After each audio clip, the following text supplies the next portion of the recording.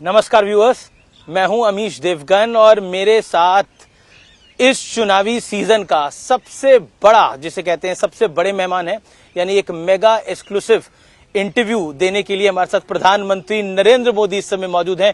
मोदी जी, आपका अभिनंदन है न्यूज 18 पे। नमस्कार। नमस्कार भैया, आपके सभी दर्शकों को भी हमारा नमस्कार। मोदी जी, चौथे चरण की वोटिंग जारी है, 3 चरण संपूर्ण हो चुके हैं। ये चुनाव आपको कहां जाता हुआ दिख रहा है? खासतौर पर तेलुगु स्टेट्स में भी वोटिंग है। पहले 3 चरण के जो चुनाव हुए हैं उससे मैं साफ देख रहा हूं कि कांग्रेस पार्टी कहो या उसके साथी कहो जी, सबके सब एक प्रकार से दिशाहीन नजर आते हैं। आप देखिए, आपको कहीं पर भी इंडी अलायंस नजर नहीं आएगा। वो नेता नहीं तय कर पा रहे हैं, वो एजेंडा तय नहीं कर पा रहे हैं। उनको लगता है कि मोदी का घोर विरोध, मोदी को गाली गलौज, जी, उसी से उनका काम चल जाएगा और वो उसी के आधार पर जी, चुनाव जीतना चाहते हैं। देश, इतना बड़ा देश, जी, आज खास करके जो नौजवान मतदाता है जी, वो ये हमेशा सोचता है कि भाई आखिरकार इतने बड़ा देश, इतनी विविधताएं, ऐसा कौन नेता है जी, जो इसको संभाल पाएगा? नाम बताओ। इंडी अलायंस के लोग नाम नहीं बता पा रहे हैं और वो कहते हैं बाद में, फिर इतना भी कहते हैं कि भाई, अभी एक मैंने कहीं अखबार में पढ़ा, वो एक ऐसी फॉर्मूला ला रहे हैं जी, जिस फॉर्मूला में 5 साल में 5 प्रधानमंत्री, हर वर्ष एक प्रधानमंत्री। अगर हर वर्ष एक प्रधानमंत्री वो लाएंगे जी, तो आप मुझे बताइए कि देश का क्या होगा। आपको गांव के लोग बढ़िया मजेदार कथा सुनाते हैं जी, कि एक बार 10 किसान इकट्ठे हुए जी, और उन्होंने सोचा कि भाई कुछ पानी के बिना क्या होगा, तो मिलकर के उन्होंने जो पानी की जांच करने वाले लोग हैं तो उनको बुलाया। तो कहा भाई पानी तो निकल सकता है, अगर 100 मीटर ट्यूबवेल कर देंगे तो पानी आपको निकलेगा और पानी मिलेगा। तो फिर 10 किसानों ने कहा ऐसा करो भाई, 10 मीटर मेरे यहाँ गड्ढा करो। जी, दूसरे ने कहा 10 मीटर मेरे यहाँ करो। तीसरे 10 ने कहा 10-10 मीटर कर लो, 100 मीटर हो जाएगा, क्या पानी निकलेगा क्या? तो 5 साल में 5 प्रधानमंत्री इतने बड़े देश को वो समझ भी नहीं पाएंगे। लेकिन विपक्ष कह रहा है कि 400 पार की पहले मोदी जी बात कर रहे थे, अब नहीं कर रहे हैं। मैं कल भी बोला हूं जी। अब वो ठीक है कि उनकी चिंता ये है, आगे कांग्रेस का एजेंडा क्या है, 400 पार कर पाएंगे कि नहीं कर पाएंगे। उनका एजेंडा नहीं है कि वो कितनी सीटें जीतेंगे और कैसे जीतेंगे। दूसरा, मैंने करीब करीब हिंदुस्तान के एक 3-4 राज्य बाकी है, सभी राज्यों का भ्रमण किया है और सभी राज्यों के भ्रमण से मैं देख रहा हूं कि ये आंधी है, आंधी, बड़ी आंधी। और 2019 से बड़ी वाली आंधी। 400 पार बहुत आराम से देश की जनता करने वाली है। विपक्ष 19 से 24 में विपक्ष के नाते भी विफल गया है। जो लोग विपक्ष के नाते भी विफल गए हो जी, उनको इतना बड़े देश का कारोबार कौन देगा? लेकिन एक सवाल मन में आता है कि बीजेपी ने 2019 के अंदर 303 सीटें अपने दम पर पाई। हिंदी भाषी राज्यों में एक तरह से बहुत बड़ी सीटें भारतीय जनता पार्टी को मिली, लेकिन इस बार क्या वो रिपीट हो पाएगा? और आप देखिए जी, भारतीय जनता पार्टी, जो आप इतनी पुरानी सोच के साथ बैठे हुए हो, गोवा, जी, ये क्या हिंदी भाषी है क्या? गुजरात हिंदी भाषी है क्या? महाराष्ट्र हिंदी भाषी है क्या? असम हिंदी भाषी है क्या? बंगाल हिंदी भाषी है क्या? कर्नाटक हिंदी भाषी है क्या? आज भारतीय जनता पार्टी पूरे देश में है और पूरे देश में मैं कह रहा हूं भारतीय जनता पार्टी हैट्रिक करेगी करेगी और करेगी। आ- और ये मोदी कहता है इसलिए करेगी ऐसा नहीं, देश के 140 करोड़ देशवासियों ने तय कर लिया है, इसलिए 400 पार होना है।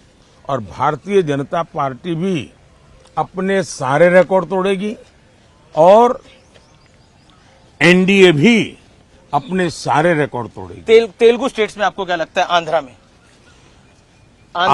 तेलंगाना आंध्र एंड तेलंगाना जी, इस चुनाव में साउथ सबसे बड़ा सरप्राइज देगा। केरल, तमिलनाडु, पुडुचेरी, कर्नाटका, आंध्र, तेलंगाना, विपक्ष को भी सभी में साउथ से उम्मीद है बहुत ज्यादा। सभी में ऐतिहासिक परिवर्तन आपको नजर आएगा और बहुत बड़ी सिद्धि जी भारतीय जनता पार्टी और एनडीए के पक्ष में रहेगी। जी ये बिल्कुल साफ नजर आता है और मैं मानता हूं जी कि तेलंगाना क्लीन स्वीप करेगा। जिन राज्यों में राज्यों के चुनाव है वहां भी जहां भारतीय जनता पार्टी है वो रिपीट करेगी, जहां एनडीए है वो नई सरकार बनेगी। और इसलिए इन सभी राज्यों में जी सरकार बनना तय है। आंध्र तेलंगाना में भी क्लीन स्वीप होने वाला है। एक मैं पूरे देश घूम रहा हूं चुनाव के लिए। एक चीज मैंने देखी, इस चुनाव में नैरेटिव बार बार बदले। पहले नैरेटिव आया रिजर्वेशन का, फिर आया नैरेटिव की बीजेपी के लीडर्स के फेक वीडियो चलाए गए। नैरेटिव बार बार बदल रहे हैं, कैसे देखते हैं आप इसको? इसको आप नैरेटिव नहीं कह सकते हैं। चुनाव का नैरेटिव एक ही है और वो है फिर से एक बार मोदी सरकार। जी, चुनाव मोदी का फैक्टर है इस चुनाव का। चुनाव का नैरेटिव एक ही है, अब की बार 400 पार। नैरेटिव वही है, लेकिन एक नैरेटिव जो पूरे लोग देश- हताश हैं, निराश हैं, जो मुद्दों की तलाश में हैं, जी उनके लिए बार बार वो खोज रहे हैं कैसे टिके, कैसे लोगों के बीच में रहे, इसलिए उनको ये खेल करना पड़ रहा है। लेकिन वो नीचे तक लोगों को बात पहुंचा नहीं पा रहे हैं। लेकिन उत्तर से दक्षिण तक, पूरब से पश्चिम तक एक नैरेटिव है मोदी जी, और ये हमारा एनालिसिस है, वो है नरेंद्र मोदी। मोदी एक नैरेटिव है। इस पर आप क्या कहना चाहते हैं? आप पर बहुत बड़ा एक प्रेशर है कि आप अपनी तीसरी टर्म में वापस आए।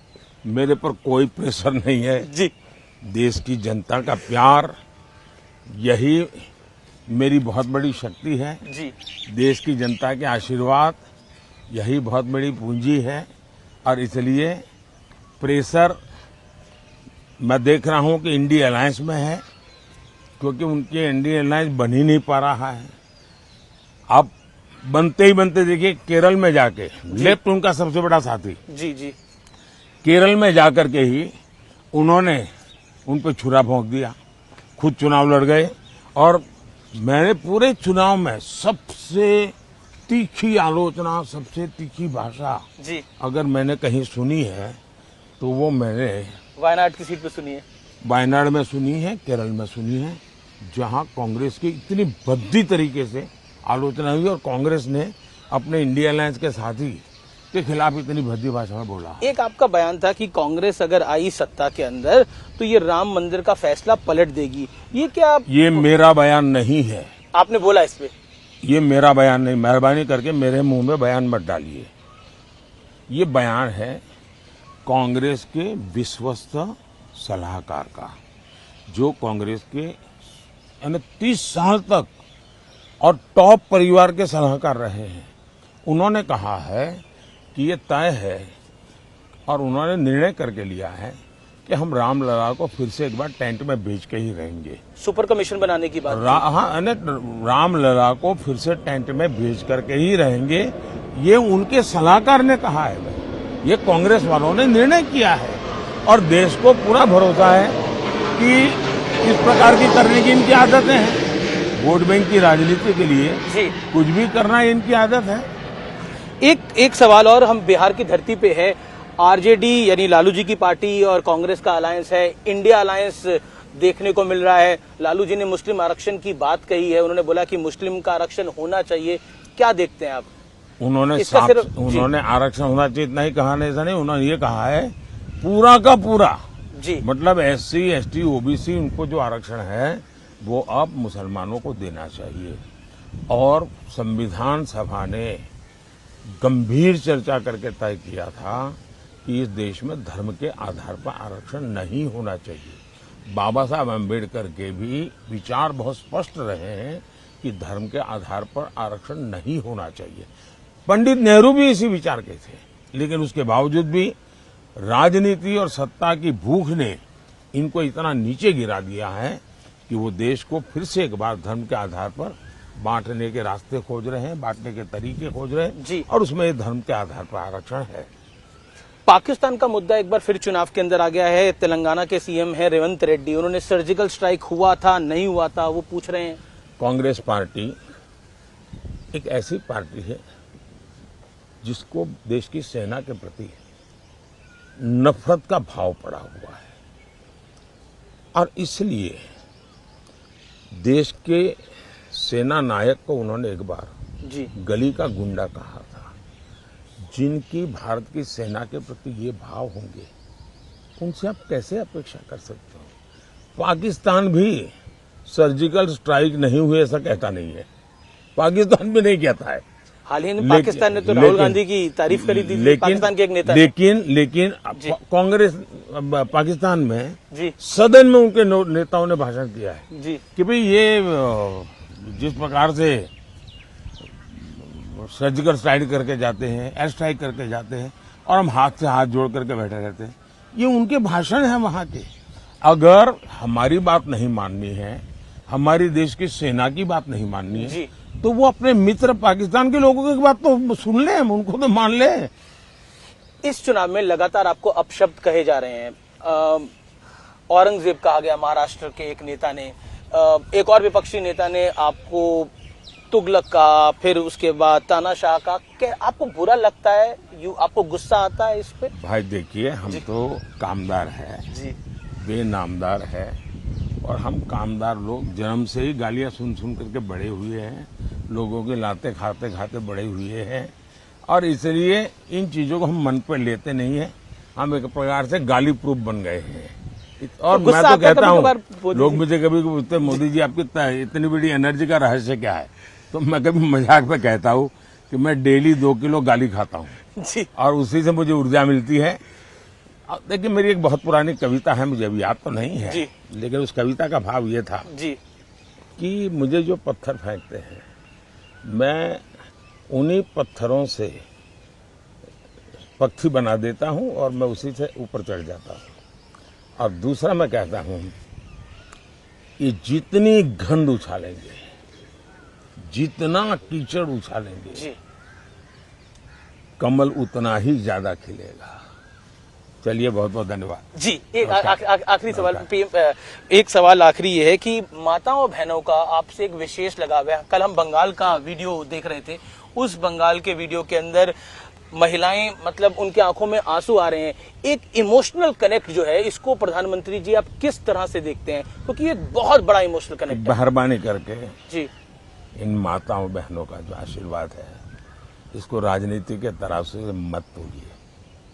ये एक भावात्मक विषय है और मैं मानता हूं कि मेरे देश का कल्याण करने के लिए मेरी मातृशक्ति को एम्पावर करना चाहिए, स्त्री शक्ति को एम्पावर करना चाहिए, नारी शक्ति को बढ़ावा देना चाहिए। तो मैं एक बड़ी श्रद्धा से, एक पूजा भाव से काम कर रहा हूं।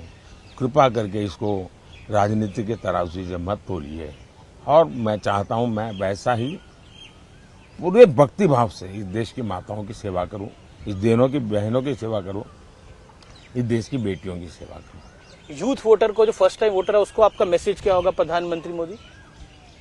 मेरा उनके लिए कोई मैसेज नहीं है, मुझे तो देश के युवा का मैसेज चाहिए। मैं देश के युवाओं की इच्छा आकांक्षा के अनुसार चलना चाहता हूं। फर्स्ट टाइम वोटर क्यों वोट करे नरेंद्र मोदी को, फर्स्ट टाइम वोटर की इच्छा अनुसार देश बनाना चाहता हूं। हमने अभी जो 2047 का विजन बनाया, करीब 35 लाख नौजवानों से मैंने फीडबैक लिया है और मैं अभी 100 दिन का कार्यक्रम बनाया है जी। मैं अभी सोच रहा हूं कि मैं 125 दिन का बनाऊं और मैं 25 दिन जो है उसके लिए देश के युवाओं को पूछने वाला हूं, ये 25 दिन के लिए उनके क्या सुझाव है, कौन से काम मैं पहले करूं। तो मैं इस प्रकार से देश के युवकों को उनकी आशा आकांक्षा के अनुसार देश चलाना जेनजी चाहता हूं। जनरेशन आपसे पूछना चाहती है, आपका कोई बेस्ट फ्रेंड है? नरेंद्र मोदी का कोई बेस्ट फ्रेंड है? BFF, best friend for ever, मतलब क्या मतलब मतलब होता आपका है? कोई खास दोस्त है जिसके साथ आप दिल की बात करते हैं? ऐसा है, मैं देश के 140 करोड़ देशवासियों से दिल की ही बात करता हूं जी। मैं तो जीता हूं दिल के संबंधों से। जी, बहुत बहुत धन्यवाद। धन्यवाद प्रधानमंत्री जी, नमस्कार। आपने हमें समय दिया। नमस्कार जी। और आप 100 से ज्यादा रैली और रोड शो कर चुके हैं, इतनी ऊर्जा आप कहां से लेकर आते हैं? धन्यवाद जी। धन्यवाद प्रधानमंत्री मोदी।